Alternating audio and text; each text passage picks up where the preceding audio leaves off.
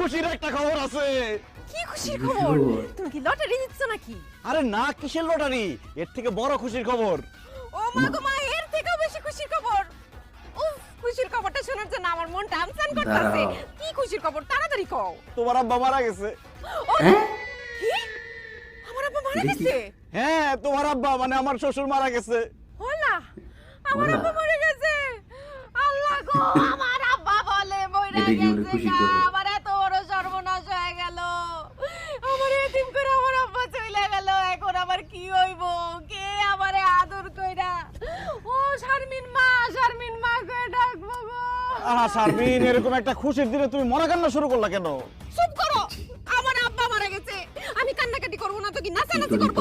অসভ্য ইতর বদমাইশ ফাজিল লোক। এই, আমার বাপ মারা গেছে, তুমি কিভাবে বললা যে এটা একটা খুশির খবর? তোমার তো কোনো ভাই নাই, তোমার বাবার সহায়